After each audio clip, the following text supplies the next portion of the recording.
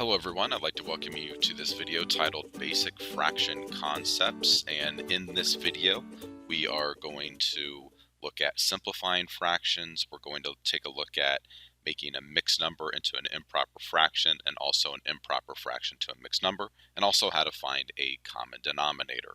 So please make sure you get out your math journal and a pencil, and I want you to write these problems down as I'm going through them. So the first thing we're going to do is take a look at how to simplify a fraction. So what we have here is we have 25/45. Okay, so what we need to do first of all is we need to figure out a greatest common factor between 25 and 45. What is the GCF of 25 and 45? So what we do here is we have our 25, we know how to find GCF, so we have 25, list the factors first, and I want you to do this with me, 1 and 25, and then 5 and 5, so we can see the factors of 25 are 1, 5, and 25. Okay, so the factors of 45, we write those out as well. So remember, you always start out with 1 in the number.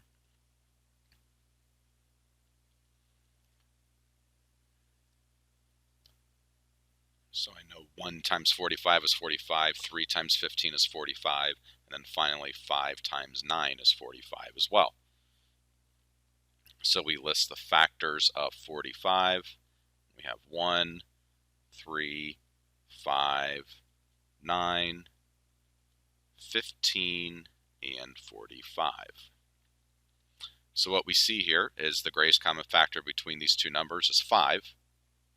And then what we do in order to simplify 25/45, we divide both numerator and denominator by that greatest common factor. And when you do that, you have your fraction simplified, which would be 5/9. Okay, so 25/45 simplified is 5/9. So again, find the greatest common factor of those numbers and then divide both numerator and denominator by that same number, and that's how you simplify your fraction there. So let's take a look at 3/16. Okay, so it is important to understand that if you ever have a prime number, okay, in your fraction, that means it's already simplified. Okay, so 3 is an example of a prime number. Prime number is only when the only factors of it are 1 and itself. Okay, so 3 is a prime number, so that means this fraction is actually already simplified. Okay, so 3/16 simplified is 3/16. Okay, so let's take a look at the next problem here. We have 16/32. All right, so what we have here is we find the greatest common factor of 16 and 32, and the GCF, I'm not going to write that out, but the GCF is actually 16. Okay, so we found the GCF of 16 and 32, which is 16. That means we divide both numerator and denominator by 16, and that'll help us simplify it for 1/2 there. So now let's take a look at making mixed numbers into improper fractions. And so what we do here is we have 3 and 1/2, and what you do is you multiply denominator by whole number and then add the numerator. Okay, so what we have is 3 times 2 is going to give me 6. Add the numerator plus 1 is going to equal 7, and the denominator stays the same. So 3 and 1/2 into an improper fraction is 7/2. Okay, so again, multiply that denominator by the whole number, then add the numerator. So let's jump down to the next one here. I want you to do this with me. So 4 and 5/6, what I like to do is rewrite it So I have it down in my math journal.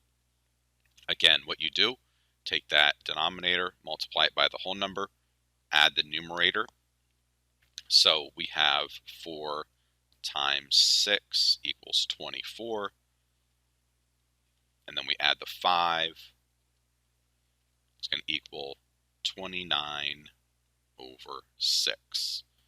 Okay, so it's as simple as that. Multiply denominator by whole number, then add the numerator. It's important to understand that the denominator stays the same.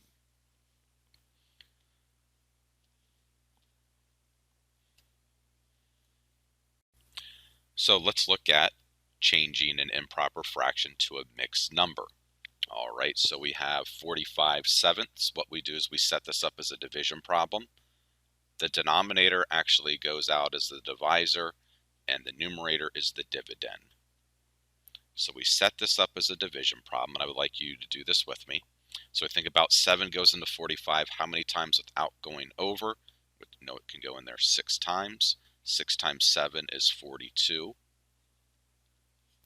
And then we have 3, so 6 remainder of 3. Now, the important question is, where do all these numbers go? Okay, so your answer, your quotient, I should say, that's going to be your whole number.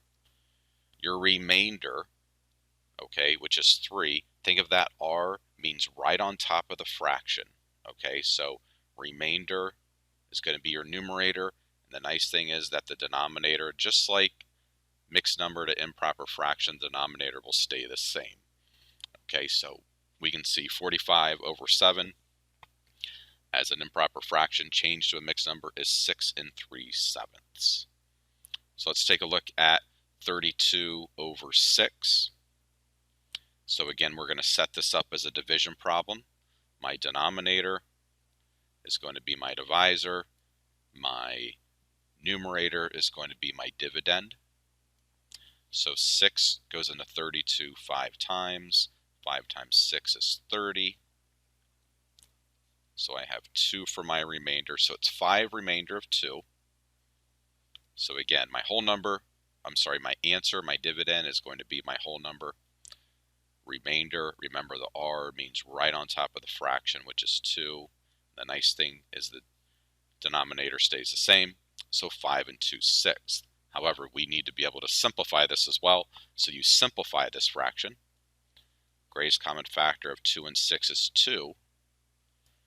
Whole number stays the same. 2 divided by 2 is 1.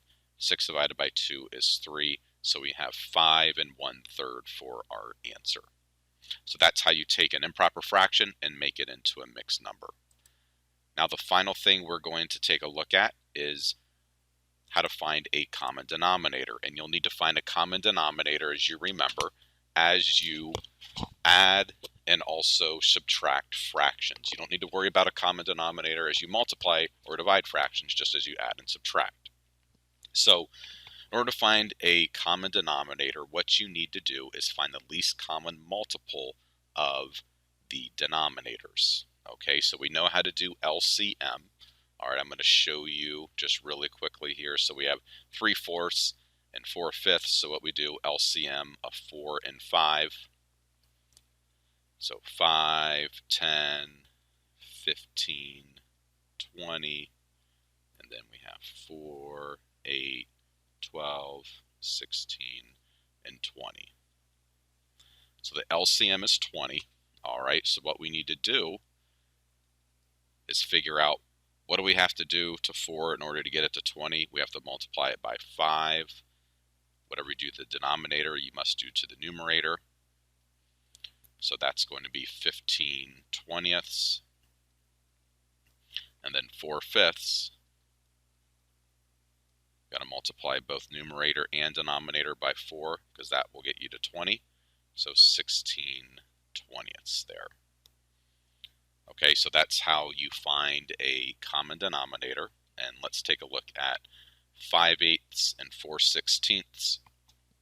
So least common multiple of 8 and 16 is going to be 16. So what I do for this, 5/8, what do I have to do to 8 to get to 16? I got to multiply it by 2.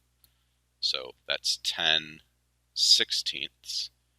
because 4/16 is already has a denominator 16, I don't need to do anything to it at all. Okay, so the common denominator of 5/8 and 4/16 would be 16 there. And moving down to the final problem here, we have mixed numbers. Same things apply for mixed numbers. You just keep that whole number the same. So if I'm trying to figure out a common denominator between 3 and 4/6, 2 and 3/5, I ignore my whole numbers first, and I just worry about my fraction. So I think about 6 and 5. The least common multiple of 6 and 5 is 30.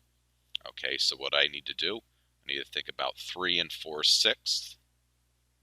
Got to multiply both denominator and numerator by 5. I keep my whole number the same. That's going to be 20 over 30. And then 2 and 3/5. Multiply denominator by 6, numerator by 6. Keep my whole number the same.